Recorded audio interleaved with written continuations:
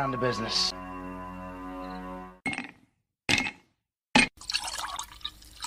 When he drinks, he thinks. That's the nectar of the gods, baby. Hello, everyone, and welcome to the #1 liquid-fueled, liquid-lubricated show on the interwebs. This is the Whiskey Musings Broadcast, and I am your whiskey-drinking and happy as a puppy with two Peters host, Rick. God, that always cracks me up whenever I say that. Anyway, the reason why I'm happier than a puppy with two Peters is because I have my autographed copy of The Woke Folk from Mark K. Yes, I have it. It came. I ordered it Friday, and right after Thanksgiving, and it flippin' came quickly. Oh my goodness. And yes, all of you jealous people, there is the Mark K signature in the book. All right. I have to give a shout out to Kingba 9000 over on the Rumble. Thank you for joining. He or she, I'm not really sure which. Whatever pronouns you use don't matter. But Kingba came here because they found me through Mark K, which is awesome. And we also have let's see, Music Man, who came in. I believe the first episode that I recall seeing you was on my Thanksgiving call-in episode. What are you thankful for? On the Wednesday before Thanksgiving. So that's cool. Anyway, so I am excited. I love this. I have not read the book yet, I'll be honest with you, but it's cool. It's cool. The Woke Folk book. Catriot Media, and there, of course, is Mark K, the man with the plan. All right. Hello, Becky, over on Facebook from the Australian contingent. Thank you for joining. Appreciate it. All right. Let's see. So, item number 1 on the list is, of course, what am I drinking tonight? Tonight, I am drinking out of my Red Breast single pot still Irish whiskey, aged 12 years. And that's what I'm having. I'm having it over my whiskey stones, like I usually do. You know, nice and straight and neat. It's good stuff. Good stuff. All right.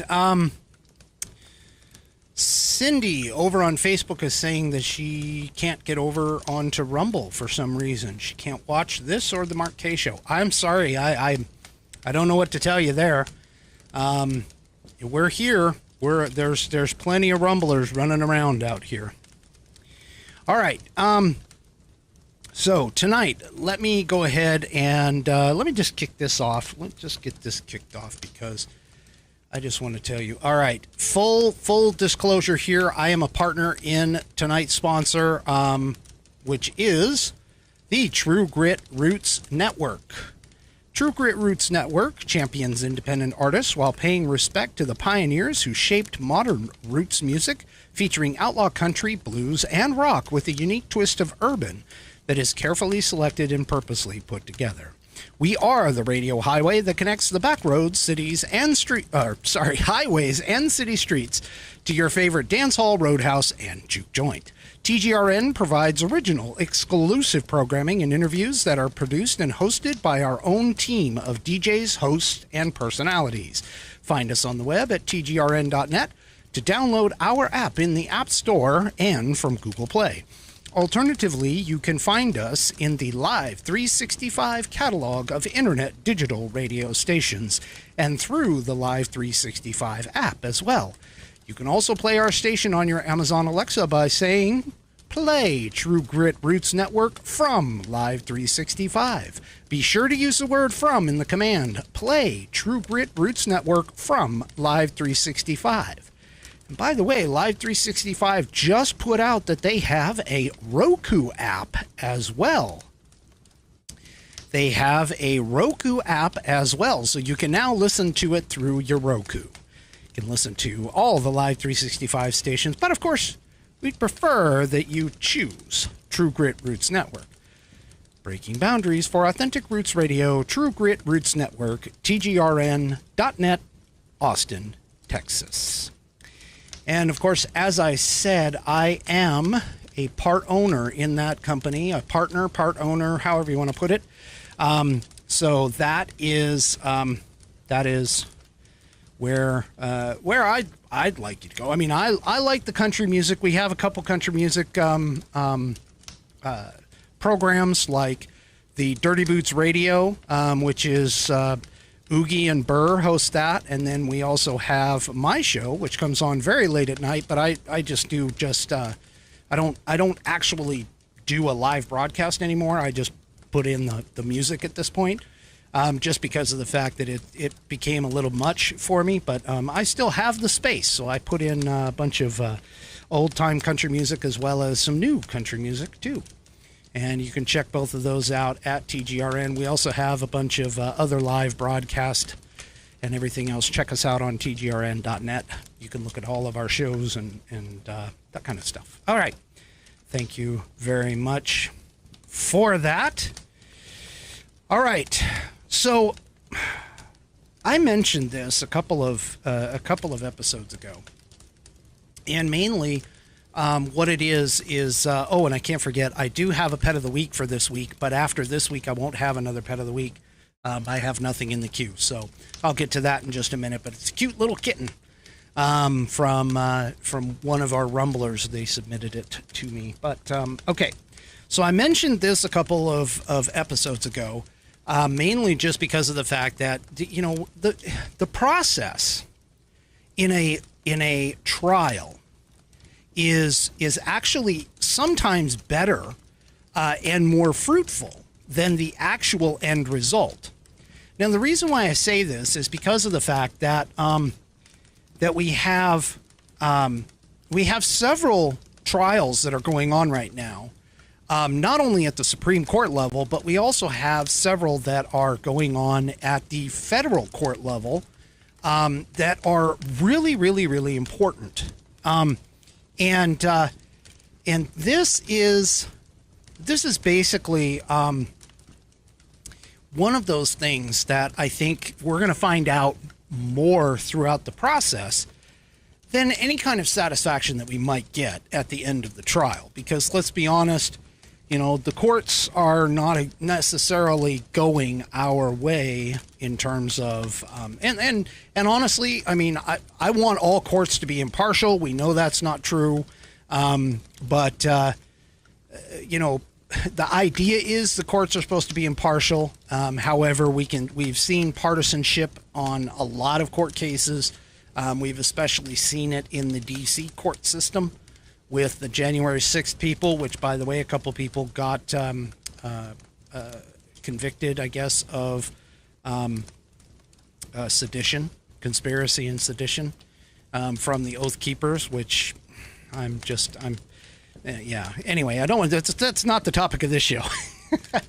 But a couple of things that have come out here recently, in particular, is the case with Missouri and Louisiana. The AGs there have sued the Biden administration, the DHS, for essentially the whole misinformation thing. And the thing about that is that, again, as I said, I'm not expecting anything to come out of this in particular. But what I am expecting is a lot of information to come from the process. And one of the process pieces that a lot of people don't understand is that you have what's called discovery. Now, if you can get through the initial phases and prove that you have a case and that it should actually go to trial, you go into what's called the discovery phase. And within the discovery phase, you start to have some interesting information. Now, supposedly, the depositions that are going on have not been made public. However, the attorneys in the case have been leaking stuff here and there on Twitter. And so, of course, the media outlets have been picking this up. And, of course, being watchful, go ahead and grab some of the things that are out there. So, let me go ahead and get that going in just a second. But first, before I do, I want to thank whoever went and bought some things from my store. This is the GETTR that is out there. It has the Whiskey Musings logo on it. Somebody purchased a GETTR. Somebody purchased a couple of T-shirts, and also the jogger pants that I have. Do me a favor. I'm running a special. If you put in the promo code Christmas, all capital letters, at the at checkout, you can receive free shipping from me. And where you go for that is you go to store.whiskeymusings, all lowercase, all one word, .online. That's store.whiskeymusings.online. And that'll get you into the store. I've got a whole bunch of logoed gear and things like that. I worked a little bit this past weekend and added a bunch of new products with the wording and that kind of stuff in there. I also got a dad cap with a properly curved brim, unlike the Mark K show's flat brims that are out there.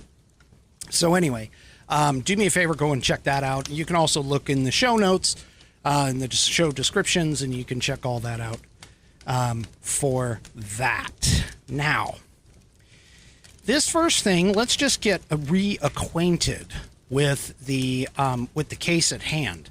So this first stop has to deal with the case. So government and social media communications reveal a vast censorship enterprise, the state attorney generals alleged.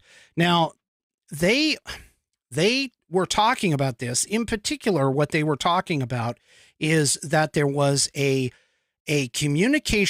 back-end communication channel where the Biden administration and worked with big tech, in particular Twitter and Facebook for the main ones, but also YouTube and some of the others, to essentially censor or silence opposing views on certain topics. In this particular case, they are talking specifically about COVID-19.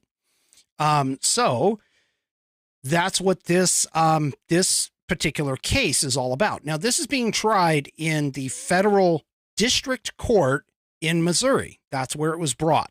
So we'll see. We'll have to watch as the trial goes on. But the funny thing about this is that the judge a while ago basically said that, yes, you guys can go ahead and right here. So you can go ahead and depose Fauci, Psaki, and other top officials. Now, Fauci has been deposed. I don't know how far, if he's completely done with his deposition or if he's going to be coming back or whatever, but I know that he's been deposed.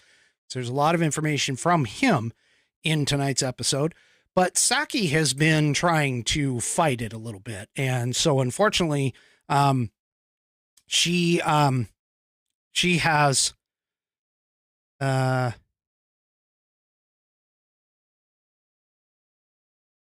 what are we talking about here? Daybreak, you got to tell me what you're talking about here. Facebook relog in? What? Is there a problem over on Facebook? Facebook, I think, is running just fine. Everything's running just fine. Okay. Well, anyway, let me know what you're talking about. Anyway, so Psaki has been kind of fighting it a little bit, and I think she's finally going to have to come out from that. To be honest, she's going to have to be deposed as well. But the thing about it is that this case, as I said, when it first got announced earlier or later, a couple months ago, was that that the case itself was the most interesting part, not necessarily the output or the outcome from it. It is the actual depositions. It's the information that's going to be coming out about it, et cetera, that are the real important pieces for all of this. And one of the things that did come out, and this is a document, this is linked in the show notes. This is a document that is the parties' joint statement on discovery disputes. And one of the things was the plaintiff's position. I found this kind of interesting in terms of some of the conversation, that the plaintiff's position is basically this, that under the First Amendment, and I'm reading right here, starting off at the top here. Let me see if I can blow this up for you a little bit here. All right. So, under the First Amendment, the federal government should have no role in policing private speech or picking winners and losers in the marketplace of ideas. But that is what federal officials are doing on a massive scale, a scale whose full scope and impact is yet to be determined. Secretary Mayorkas of DHS commented that the federal government's efforts to police private speech on social media are occurring across the federal enterprise. And that was done in a Doc 45, line 233.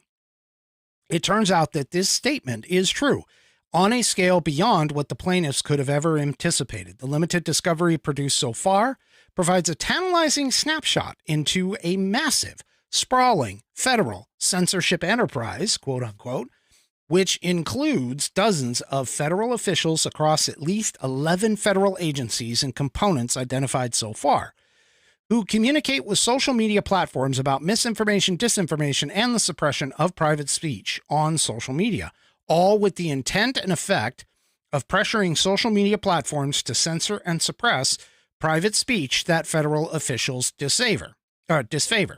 Now, the key here that you need to understand, okay, is that the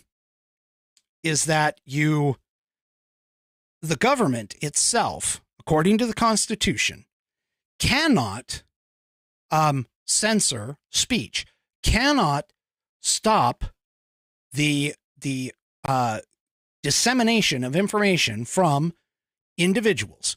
Now, even though some on the left and some people, even on the right, say that there's things like yelling fire in a theater is, not allowed, that actually is not quite true.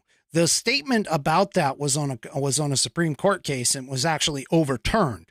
So the thing about it is that you may be able to say anything you want, but you're not necessarily exempt just because you said it. You're not necessarily exempt of the consequences of that, such as things like libel and slander, etc. So the key here, though, is that the government itself cannot censor your speech. So by doing what they're doing, and this is what the attorneys general are saying, is that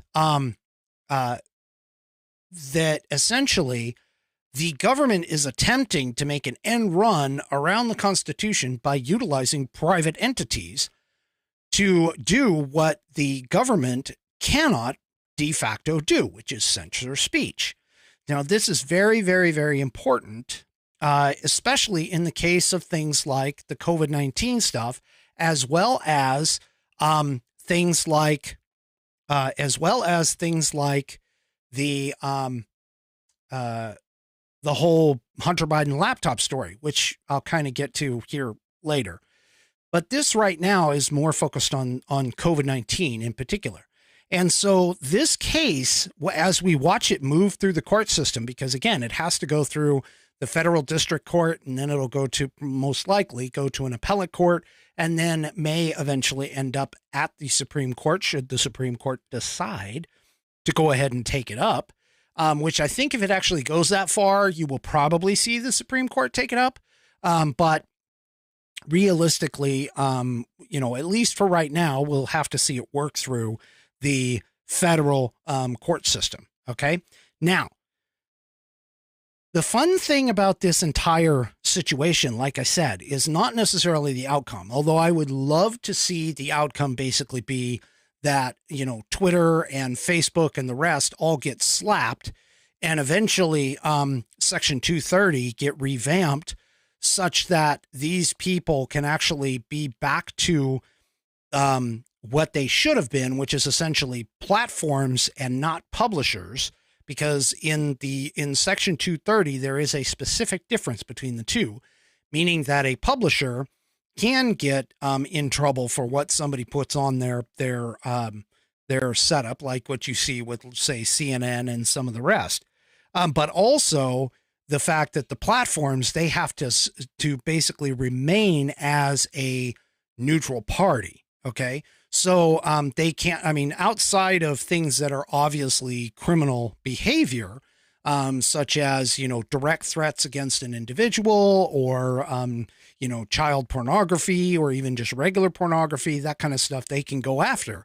But things like myself standing here in front of you doing a video talking about an article that was published, I got kicked off of YouTube for 2 weeks for talking about that. I've got 2 community strikes, and this one might even make it my 3rd. But the point is that, my observations, my opinions, whether they're founded in truth or not, I would like to think that they always are, but whether they're founded in truth or not should still be allowed, because I'm not advocating for violence against an individual. I'm not breaking the law. I'm just simply stating my opinion based on, in my case, the evidence that I'm presenting to you.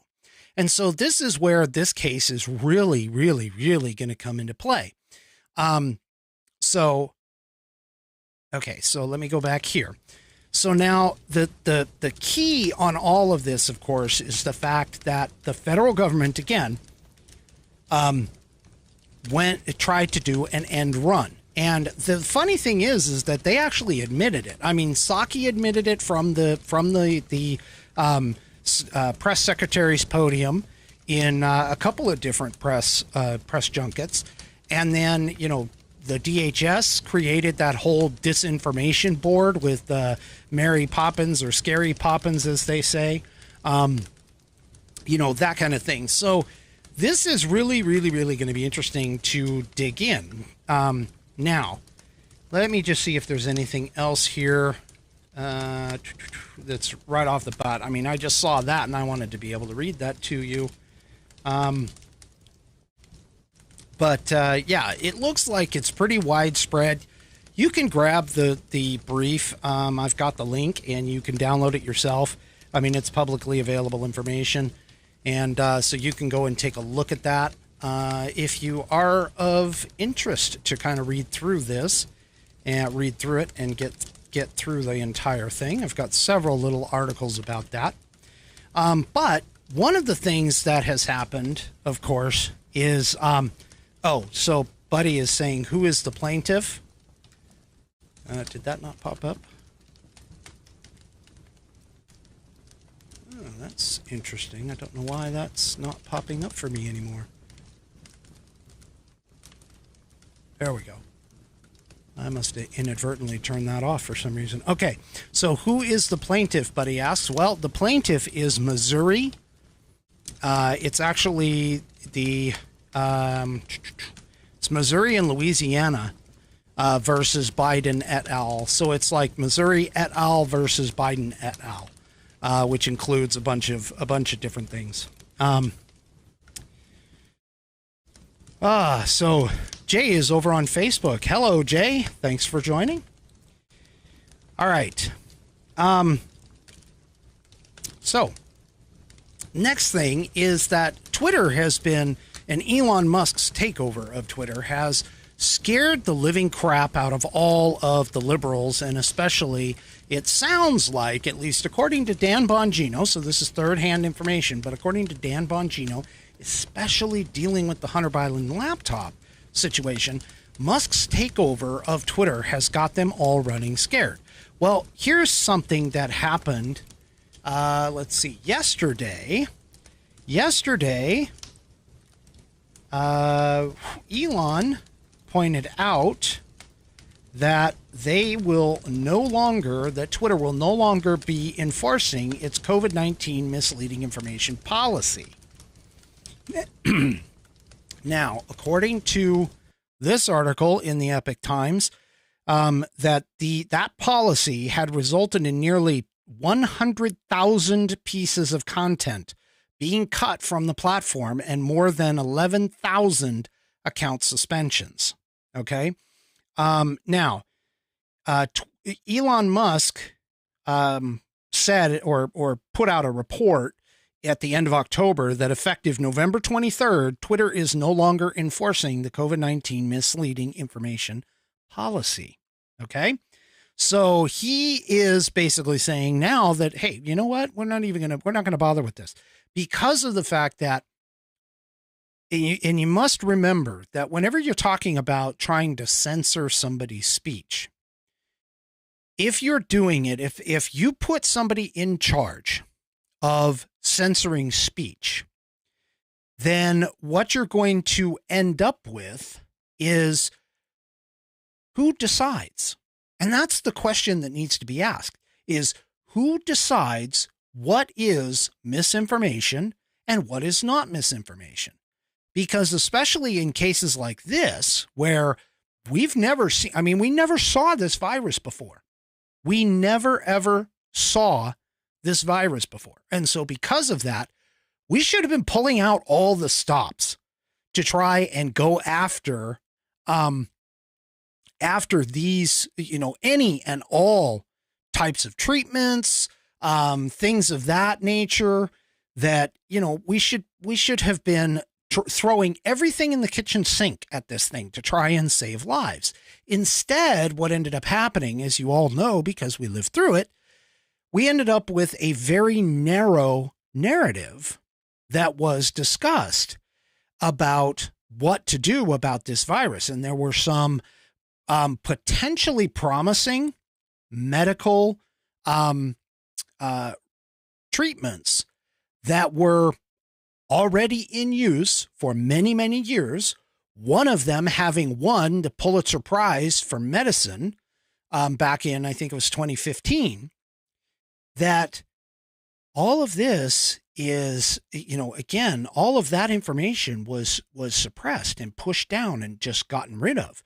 In fact, the Missouri case is not the only case that is being brought in court with regards to something that might be false information. So I picked this up and I didn't even see this. I mean, honestly, this was something that sort of slid under the radar. But again, as I've told you on multiple occasions, the Epoch Times, if you get a chance, go over to them.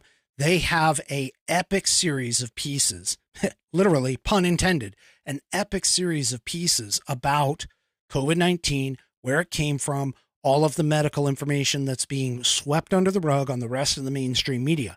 So if you want to go and take a look, that's a great place to go and talk about it. So what we have is some doctors that are suing the Food and Drug Administration over the ivermectin situation. Now, this originally was published on June 6th, but now has been updated on October 19th. And so this is a Washington law firm has filed a federal lawsuit against the Food and Drug Administration for interfering with the use of ivermectin as a treatment for COVID-19. The lawsuit was filed by Boyden Gray and Associates on behalf of 3 doctors who were disciplined for prescribing human-grade ivermectin to patients. Now, that's the key. So one thing to remember with ivermectin, yes, ivermectin is a medicine that is used. It's an antiparasitic, okay, that is used in horses and cattle and so on and so forth, but it is also used very effectively as an antiparasitic within humans. This is part of the reason why it gained the Nobel Peace Prize for medicine back in 2015, I believe. And so, so seriously, what we end up with is we ended up with the FDA, again, the federal government, working with big tech to kind of suppress some of this stuff. Now, during this suit, they actually have gone into the deposition phase. Okay. So we've moved into the deposition phase. And yes, horse, most people don't know the technical term for horses and horse equines. Yeah, it's an equine supplement. Yes. Okay. So most people missed this and haven't been watching this, but the FDA, and here's the thing. So this back in, oh boy, August 21st, back on August 21st of 2021, the FDA put a post out on Twitter, and that post is actually now part of a central part of that court case that I just talked to you about in terms of the 3 doctors. And what the post said was, quote, "You are not a horse. You are not a cow. Seriously, y'all, stop it." Okay. Now, it went and linked to an FDA webpage that stated that people should not use ivermectin to prevent or treat COVID-19. So here's the thing. Most safe medicines that are out there, yes, they were deemed safe by the FDA for a specific purpose in general. Most of the time, it is to treat a specific illness or a specific virus or a specific malady. However, many of these safe and effective treatments, such as hydroxychloroquine, can be used and are not necessarily authorized, but they are allowed to be used for what's known as off-label treatments.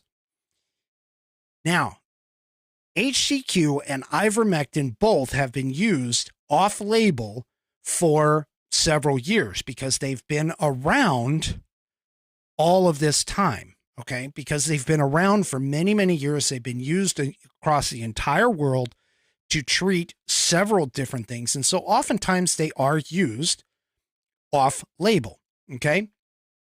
And typically when it's prescribed for off-label use, that is a doctor making a medical decision and giving out the prescription. That's what doctors are for, people. We send them off to these schools to learn all of this stuff, okay? Now, the Food and Drug Administration came out with that tweet, came out with the whole page saying people shouldn't be using it.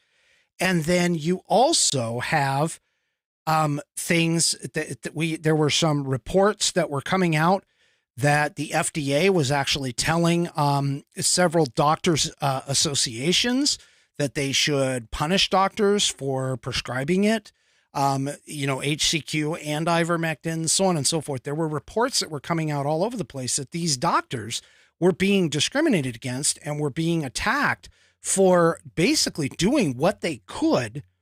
Because again, a lot of this was prior to us even having a quote unquote vaccine, which we all know how that came out. But we were basically all searching for ways in order to mitigate some of the virus's effects, especially in those who were at high risk. And so many of these things, they were basically trying just about anything. And especially when certain tests were done, like ivermectin had a positive tube test done where it was in test tubes, it showed that it was blocking the spike protein that COVID-19 was using to attack people's cells. And it was promising research that was presenting this information. Well, keep in mind that nothing, not even the vaccine, has ever had a longevity study done yet, because we are just right now, even 3 years into the whole having COVID being presented itself. Okay. So, part of this whole idea that the government was working with big tech to suppress this information is extremely scary just on its face, but is also, I think, very validly an impact on essentially the First Amendment. Okay. Now, let's see. Now, what?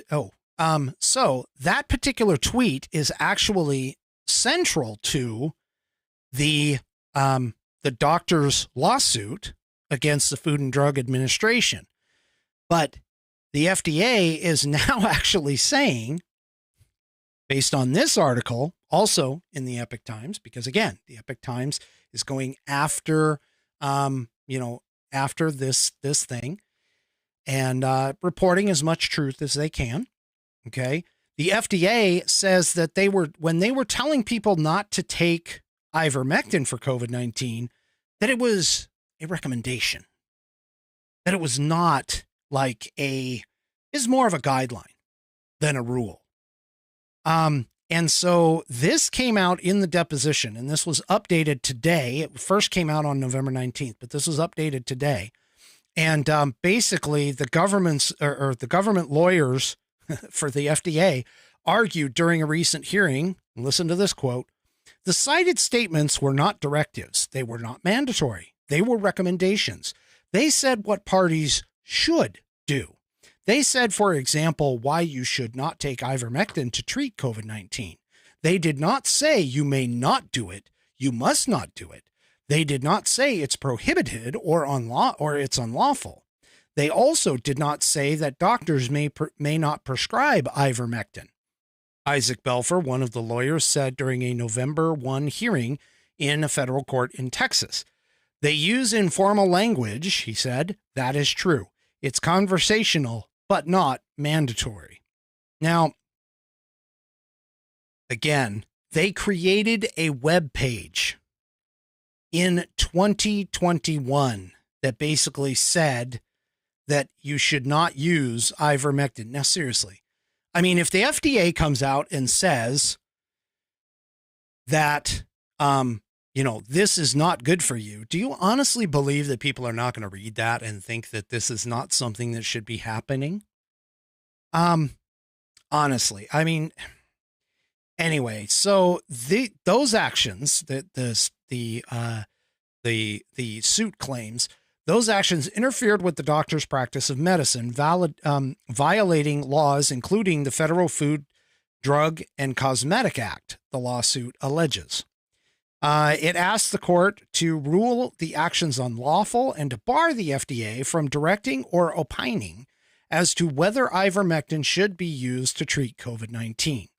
So this case, honestly, is going to be very, very interesting to watch. And it's going to be one of those that I think a lot of things are going to come out with regards to things like ivermectin and maybe even HCQ as well, in terms of the treatment of COVID-19. Now, plaintiffs apparently plaintiffs in the case include Dr. Paul Merrick, who began utilizing ivermectin in his COVID-19 treatment protocol in 2020 while he was chief of pulmonary and critical care medicine at Eastern Virginia Medical School and the director of the intensive care unit at Sinatra Norfolk General Hospital. After the FDA's statements, Mark was told to remove the protocol from the school's servers, while Sinatra issued a memorandum to hospitals telling them to stop using ivermectin against COVID-19 with a citation to the FDA. Now, Merrick was forced to resign from his position because he couldn't prescribe ivermectin because of the FDA's statements, according to the suit alleged allegations. The government has moved to dismiss the complaint, asserting that the plaintiffs lack standing because the injuries can't be traced back to the FDA. Yeah, I don't think so. Again, keep in mind, remember how I've told you that standing has three parts to it. Part number one being that you have to have been wronged by the actions of the defendant. Number two, the defendant's actions had to have been illegal in some way. And of course, number three is that the court has to be able to issue some sort of remediation for it. If you can't meet any one of those three standards, then the case is dismissed based where you don't have any standing. Okay. So yeah, I mean, this is going to be interesting to see how this progresses moving forward. But again, the link is in the show notes for this. Now, going back to the other one where the judge is ordering Fauci, Psaki, etc. Fauci apparently got deposed first, and some interesting things came out with regards to that. But you know what? I'm going to leave that for after the break for just a second. So what I want to do now is let's go ahead and do the Pet of the Week. Please check your mailbox. A new message has arrived. All right, and tonight's Pet of the Week is, do this all the time. I forget to shut that off. Tonight's Pet of the Week is this little kitten, submitted by T. Brooks from Rumble. T. Brooks basically sent, this is the story of this little kitten. And I quote, "Some jerk threw a baby kitten out on a busy road. I stopped my car in the middle of the street to get out and pick it up out of the road. So cute, I named it Lucky, because it was lucky that I got it. Wife overruled me, named it Honey. Guess the wife knows best."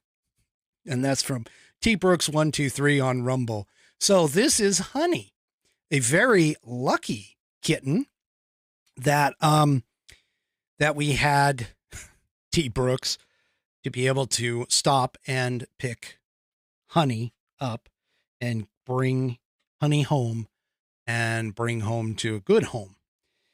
I never understand people who can do that kind of thing. To be honest with you, I understand that at times there can be an overburden of animals. And in fact, I actually think that we should probably slow down on the breeding for sure. Maybe not completely stop it, but slow down on it. And my dog is a rescue. My two cats came from litters that were just, spontaneous litters. So you always want to make sure that, if you have space for an animal, and I know that even the little kittens and stuff like that are really cute, but consider going and picking up a shelter animal, and making sure that, all of these animals deserve homes, even some of the troubled ones. If you get a troubled animal, make sure that you are able to take care of it and handle it. Because I know a lot of people, they go to the shelters, and if you get an adult dog, for an example, usually they're already set in their ways depending upon their age. And so you really have to make sure that you can work with the animal and give it a good life. I mean, you don't want an animal that's uncontrollable or anything like that. And I am a really, really big advocate for all dog owners. I don't care if it's a little teacup, freaking Chihuahua. I don't call those a dog. To me, anything under 30 pounds is not a dog. But that being said, I don't care if they're like a little teacup Chihuahua or even, all the way up to the Cane Corsos. You have to make sure, that, sorry, I just caught this. Why, Jay? Why would you be missing me tomorrow night? Anyway, so, you have to make sure that you have even just basic obedience training for the dogs. Cats have staff. Okay. So cats are usually, they can be, pissy and everything else on their end. But in terms of a dog or a canine, please, even just go and get just basic obedience training. You need to learn how to relate to the dog. And oftentimes if the trainer sees something in the dog or sees something in the way that you and the dog's relationship,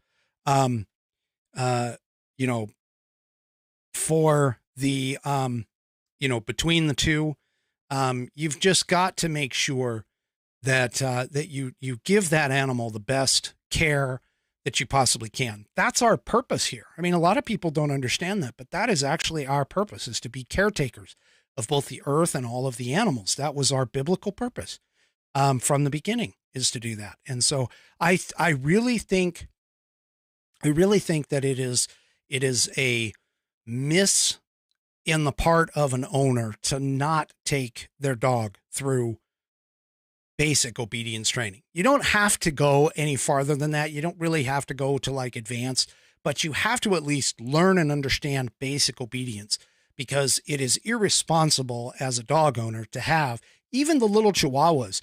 In fact, I don't know if anybody knows this, and I don't mean to like harp on this, but even the little Chihuahuas, they actually have more bites per year, more people bitten per year than many of the larger breeds that a lot of people like pit bulls and Rottweilers and Doberman pinchers, etc. Even though those bites are devastating, they don't happen quite as often. And the reason being is because most people look at the large dogs like that and they know they have to get obedience training. Most people look at Chihuahuas and they think, oh, they're just so little, they can't really do any damage. The one and only time that I have ever been bit by a dog was by a Chihuahua. And it was because of the fact that the Chihuahua basically ruled the roost, had zero obedience training whatsoever. And was essentially barking at my ankle, was going to go bite my ankle. And I went to go turn its muzzle away so that it wouldn't get me, and it bit me on the pinky.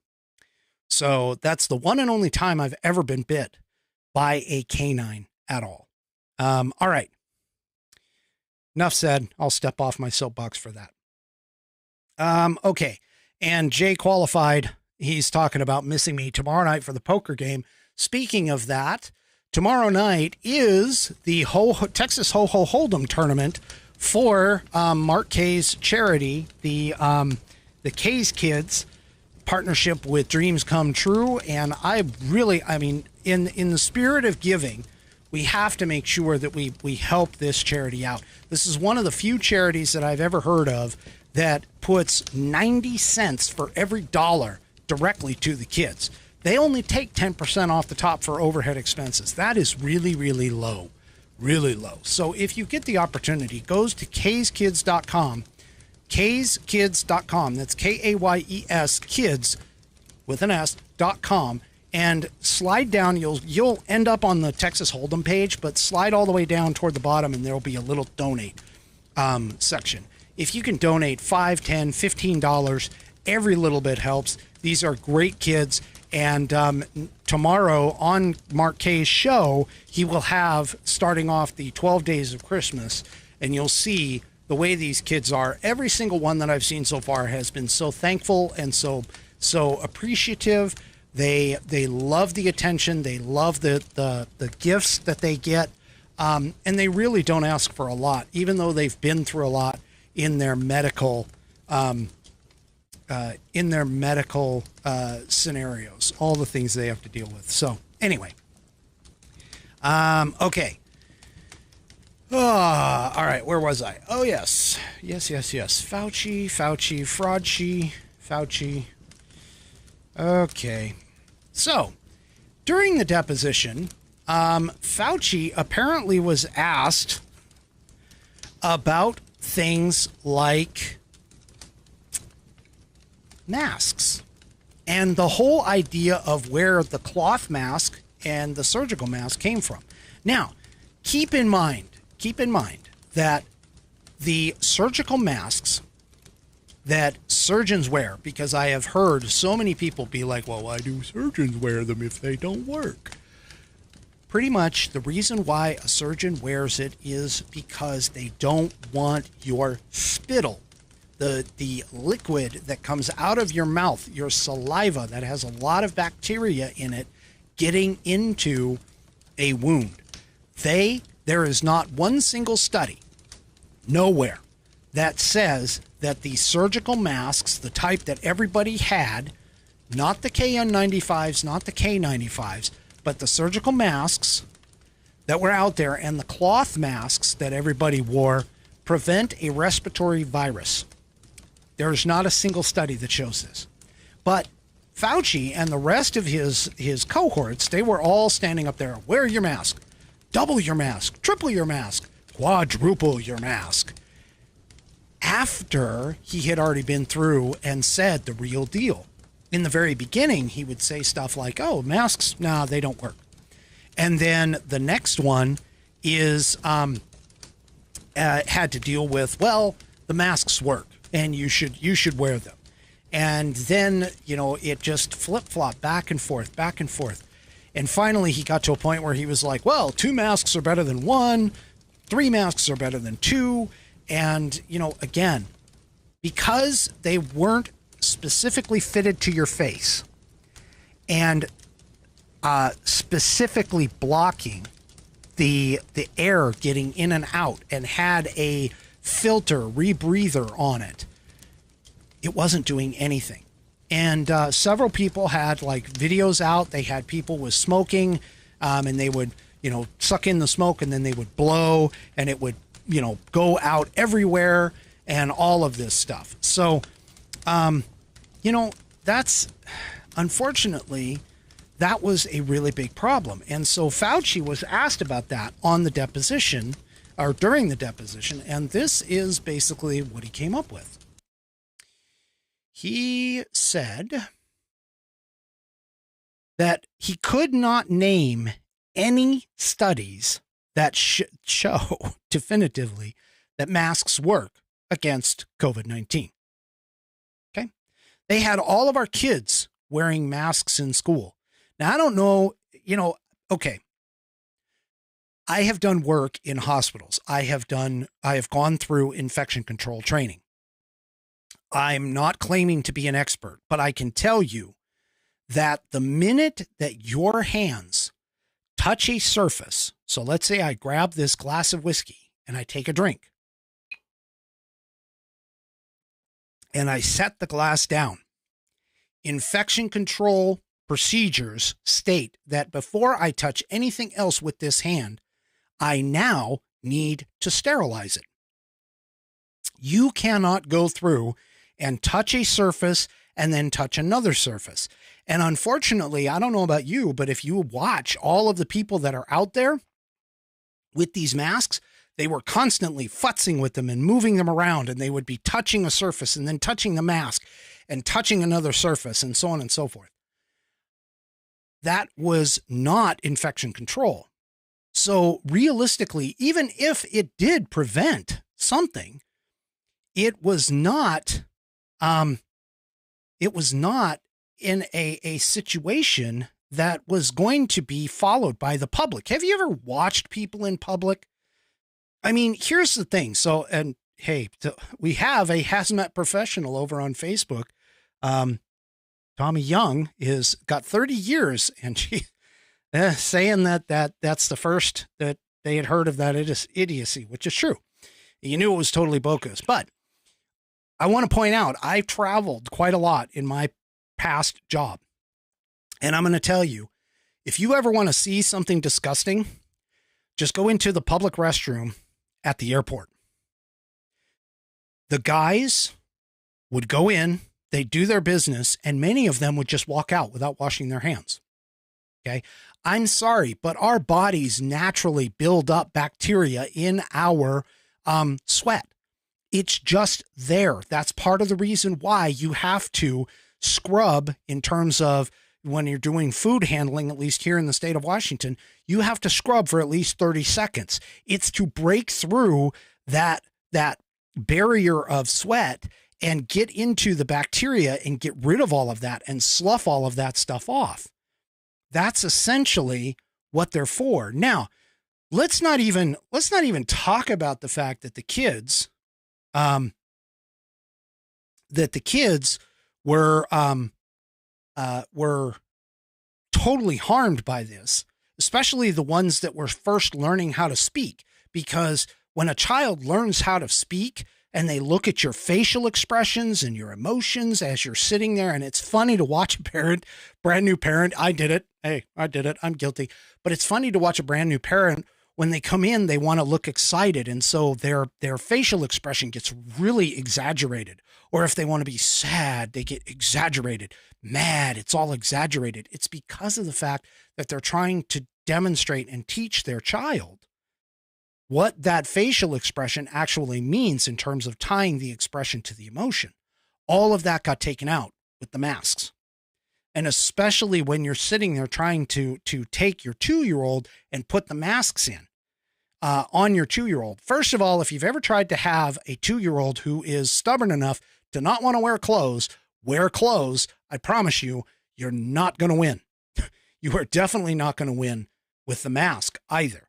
And many of them didn't. In fact, we saw images and videos coming out of people in preschools that were like tying the masks onto the kids' heads and things like that. So the thing about this is that you need to understand that Fauci, by basically saying that the masks were supposed to work, and he is the science, he basically lied to the American people. And we see things like the whole idea of the masks and everything else. I mean, I still see people running around today with those masks on, believing that they're actually doing something. They're not. They never were. It's the same thing with the 6-foot distance. It was made up. It was just snatched out of the air and put in front of the American people. Now, don't get me wrong. During the first 3 months, and I've maintained this constantly, during the first 3 months, as far as I was concerned, anything and everything went, because we did not have the data to understand what that thing was and how it was going to affect the human population. But unfortunately, none of that actually mattered. It was all a placebo effect. It was to make people think that they were doing something healthy. And many people, as the light bulbs started coming on, many people started taking those masks. In fact, I remember reading an article or talking about it here on this program where someone had taken the masks and they had sent them in to have them tested, and they found things like E. coli and other bacteria building up on the inside of the mask to make kids and the person wearing it sick. Because not only were they touching the mask and everything else, but most people weren't even bothering to wash the mask after its use, or sterilizing it after its use, or getting rid of the mask immediately upon end of use. And so all of this stuff has compounded to the point where you're going to see more and more of this stuff coming out. You're really going to see it more and more. About this coming out in the next, I would say, in the next 5 to 10 years, you're looking at, probably seeing those ads on TV for the lawyers, for the ambulance chasers and stuff. Pakarik over on Rumble says, teaching phonics can be taught, watching the mouth, teeth, and tongue movements. She worked as an aide and a substitute for 5 years. Exactly. So, even now, there's a lot of hospitals that are still having you wear masks and things like that, for this. Okay. Now, the other thing that came out that I was really kind of surprised at, but the other thing that came out, from the Fauci deposition, was that apparently Fauci defended the lockdowns during the deposition. Now, this is the part that should scare everyone. Said that China was the inspiration. China was the inspiration. Now, okay, we all know, and we've looked at the comparisons. When you look at some place like California and you look at a place like Florida, which have similar population densities and numbers, ages are different, but the population amounts are about the same. And you look at the results from California, which did entire lockdowns, and you look at the results from Florida, which did almost no lockdowns. There isn't a big, huge difference, a demonstrable difference between either one.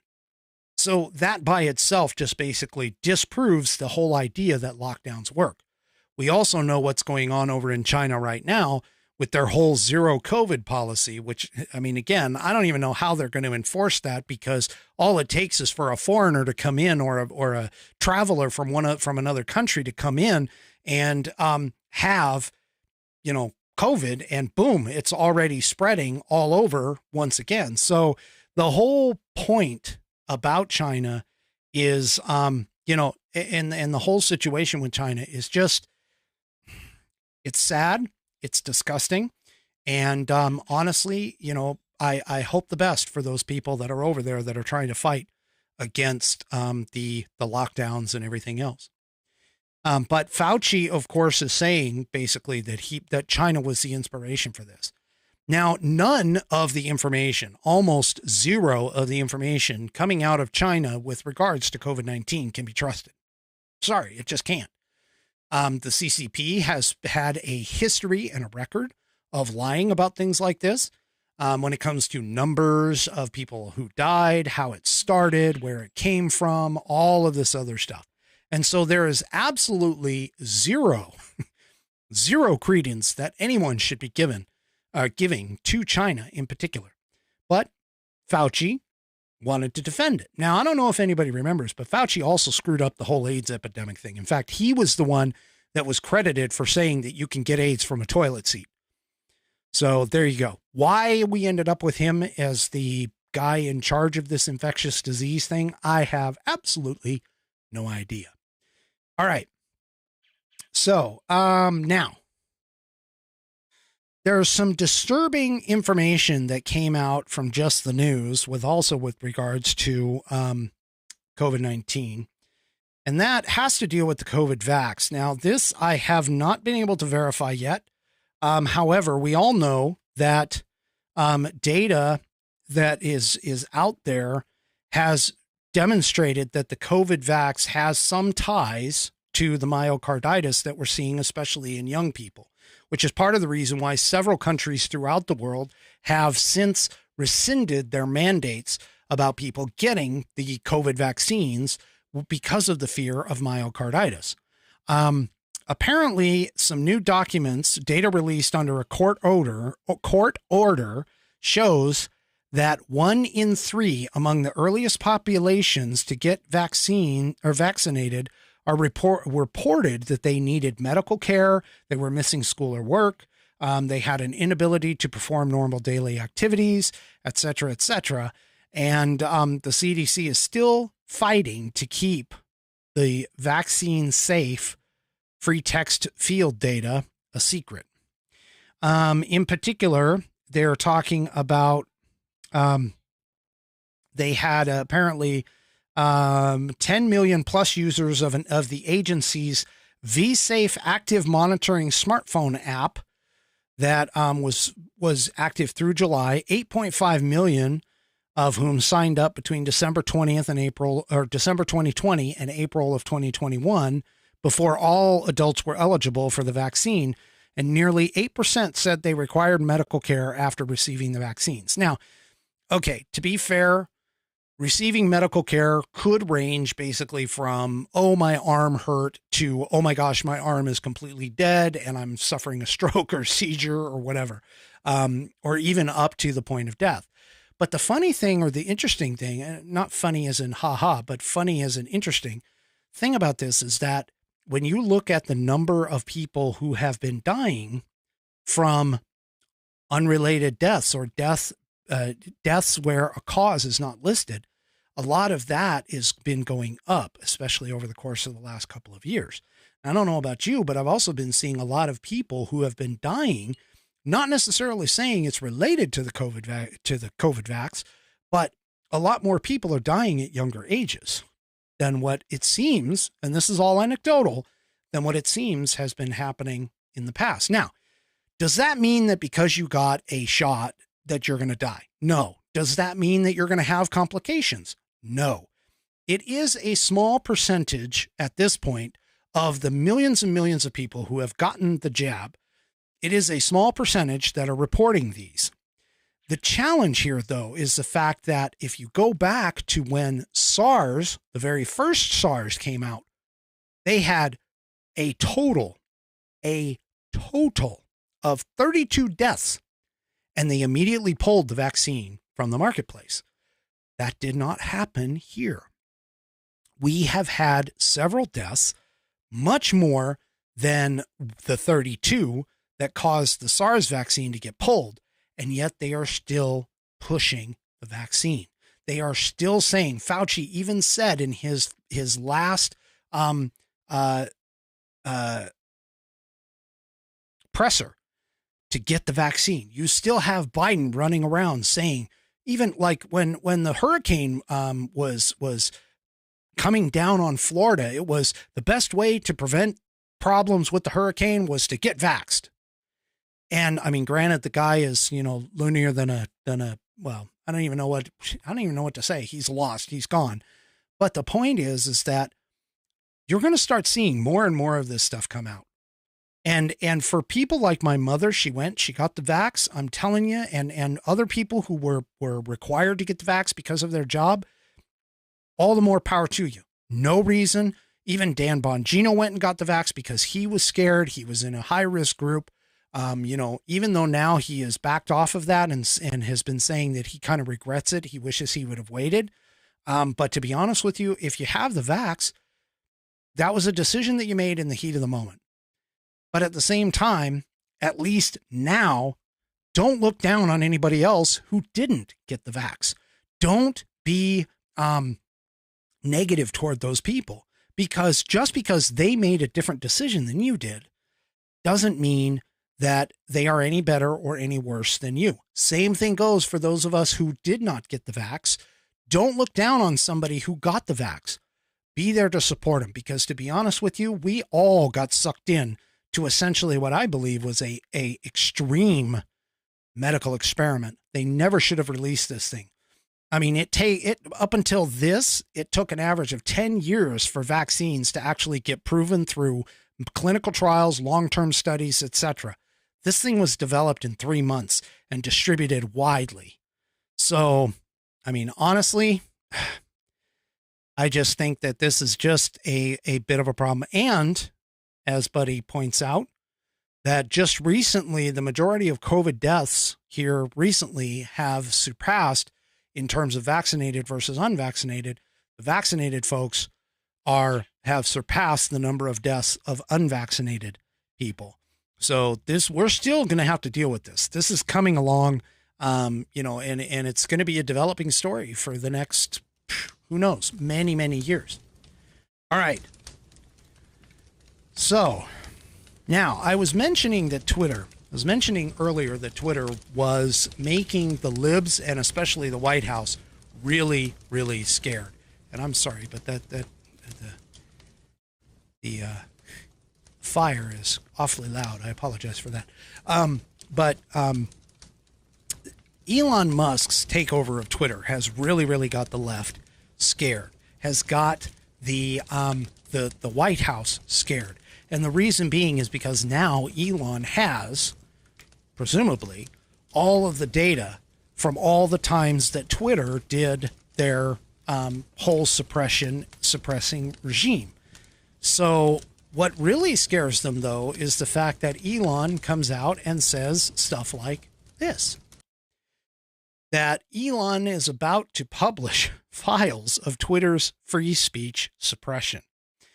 So apparently Elon has information with regards to the suppression that's going on there. Now, this is in the Post-Millennial, and they actually followed it up with this next headline, where he actually confirms and has confirmed within Twitter's sphere, because, of course, he's tweeting. He's actually tweeting, I think, more than Donald Trump did. And it's just driving the liberals nuts. I'm just going to tell you right now. It just is. But the thing about it is that apparently he now has confirmed, or at least implicated, that Twitter interfered with elections. Now, if you recall, I did an episode where I talked about the Hunter Biden laptop. And I'm telling you, okay, regardless of what you think about the machines, regardless of what you think about the mail-in balloting, are those all problems? Absolutely. However, they have to be addressed on a state-by-state issue. And theoretically, just because one state has problems doesn't mean that it should impact the rest of the states enough to cause a huge problem. Now, do I think that that especially 2020, was a problem. Do I think right now in Arizona in 2022, do I think they have problems that could have skewed the election? Absolutely. I mean, just the idea of having too many dead voters on their rolls, or sending out more ballots than returning more ballots than were actually sent out, or stuff like 2,000 Mules when they found all of their stuff. Again, all of this stuff is just a bit of a problem. It does need to get fixed. It does undermine our elections, but I still maintain that the number one thing that has affected, especially 2020, was the suppression of the Hunter Biden laptop. And I say that because of the fact that there have been a couple different polls, and both of them have come out pretty close to this, that close to 4 times the number of people as who actually the difference between Biden and Trump. So let me try and explain that a little bit better. 4 times the number of people who actually voted for Biden would have voted for Trump instead, had they known about the Hunter Biden laptop. So the whole idea that the federal government and big tech colluded with, again, not just misinformation on COVID-19, but also misinformation on the fact that they suppressed the Hunter Biden laptop story. They took out the New York Post, which broke the exclusive. That, I think, in and of itself, if you really wanted to point to a singular event that would have caused a nationwide problem in voting in 2020, that would have been the Hunter Biden laptop story being suppressed. And that is why this is causing them a problem. I should be going like this. That's why this is causing the libs a bit of a problem. Now, Elon has also mentioned that he is probably going to release all of this to the public on Twitter. He's going to let it all go. And the thing about it is like this tweet. So Eva Fox said, Twitter has shown itself to not be safe for the past 10 years and has lost users' trust. The past team of trust and safety is a disgrace, so it doesn't have any right to judge what is being done now. They had a chance, but they sold their souls to a corporation. And Elon responded and said, exactly. The obvious reality, as longtime users know, is that Twitter has failed in trust and safety for a very long time and has interfered in elections. That is his quote. Has interfered in elections. Twitter 2.0 will be far more effective, transparent, and even-handed. Okay? So, again, he's basically finding out all of the skeletons that are in the closet that were part of Twitter. And so, honestly, I mean, this was exactly what I think they were afraid of. This is exactly why they were hoping that he wouldn't actually buy it. To be honest with you, I was even questioning whether or not it was worth it at one point, personally. But now that I see some of the things that he's going to be coming out with in terms of the information, I think it's an awesome thing. It was, I don't know, 44 billion, I think, or 44 million, whatever it was that he spent. I think it was billion with a B, but the money that he spent, I think, was very well spent, to be honest with that. He basically is making the de facto town square free for people like myself and others to essentially express themselves appropriately in the digital space. And that, my friends, is my final Whiskey Musings thought of the evening.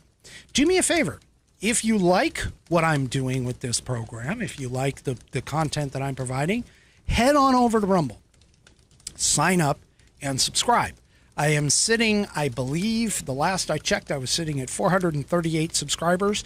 I'd like to hit 450 before the end of the year. So, and I think it's a very doable goal. So please do me a favor, head on over to Rumble, sign up. If you're watching me on one of the other platforms, whether it be Facebook, Twitter, or YouTube, head on over to Rumble, sign up. It's free, and then subscribe to the Whiskey Musings Broadcast channel. All right, coming up, Saturday, I've got to confirm it, but Saturday is scheduled to be the gift-giving episode where I bring Captain Kirk Unicorn back on, and we talk about gifts, unique gifts, interesting gifts that you will still be able to get, hopefully, for Christmas. And then December 7th, so a week from tonight, is the, I don't want to call it a celebration, but more of a memorial to Pearl Harbor, because December 7th was when Pearl Harbor hit. And so I will have some things for Pearl Harbor on next Wednesday. Otherwise, we'll see you next time on the Whiskey Musings broadcast. Good night, everyone.